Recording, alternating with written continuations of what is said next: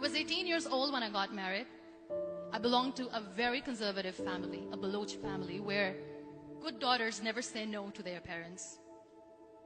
My father wanted me to get married, and all I said was, if that makes you happy, I will say yes.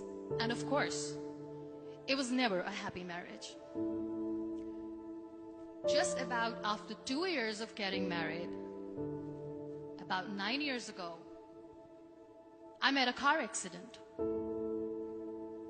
Somehow my husband fell asleep and the car fell in the ditch. He managed to jump out, saved himself. I'm happy for him. But I stayed inside the car and I sustained a lot of injuries. The list is a bit long. Radius ulna of my right arm were fractured. The wrist was fractured. Shoulder bone and collarbone were fractured. My whole rib cage got fractured. But that injury that changed me and my life completely was the spine injury. Many people came to rescue. They gave me CPR. They dragged me out of the car. And while they were dragging me out, I got the complete transection of my spinal cord. Those 2.5 months in the hospital were dreadful. I was at the verge of despair. One day, doctor came to me and he said, well, I heard that you wanted to be an artist, but you ended up being a housewife. I have a bad news for you. You won't be able to paint again. Next day, doctor came to me and said, your spine injury is so bad, you won't be able to walk again. I took a deep breath and I said, it's all right. Next day, doctor came to me and said, because of your spine injury and the fixation that you have in your back, you won't be able to give birth to a child again. That day, I was devastated. I started to question my existence. Why am I even alive? So what kept me going was, one day I asked my brothers, I know I have a deformed hand, but I'm tired of looking at these white walls in the hospital and wearing these white scrubs. Bring me some colors, bring me some small canvas. I want to paint. So the very first painting I made was on my deathbed, where I painted for the very first time. What an amazing therapy it was. Without uttering a single word, I could paint my heart out. I could share my story. People used to come and say, what lovely painting. So much color. Nobody could see the grief in it. Only I could. And that day I decided that I'm going to live life for myself. I am not going to be that perfect person for someone. I am just going to take this moment and I will make it perfect for myself. That I'm going to fight my fears. So I wrote down one by one all those fears. And I decided that I'm going to overcome these fears one at a time. You know what was my biggest fear? Divorce. But the day I decided that this is nothing but my fear, I liberated myself by setting him free. And I made myself emotionally so strong that the day I got the news that he's getting married, I sent him a text that I'm so happy for you and I wish you all the best.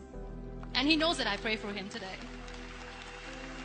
Number 2 was, I won't be able to be a mother again. And that was quite devastating for me.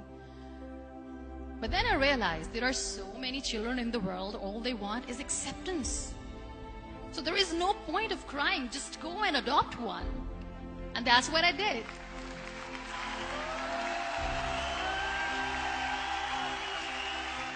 I gave my name in different organizations, different orphanages, and I waited patiently. 2 years later, I got this call from a very small city in Pakistan. I got a call and they said, are you Muniba Mazari? There is a baby boy and would you like to adopt?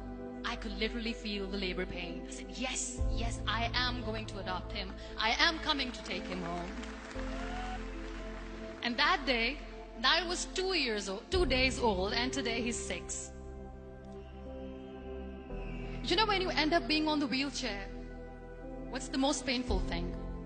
People think that they will not be accepted by the people because we, in the world of perfect people, are imperfects. So I decided to appear more in public. I started to paint. I have done a lot of modeling campaigns. I decided that I'm going to join the national TV of Pakistan as an anchor person. I became the National Goodwill Ambassador for UN Women Pakistan, and now I speak for the rights of women, children.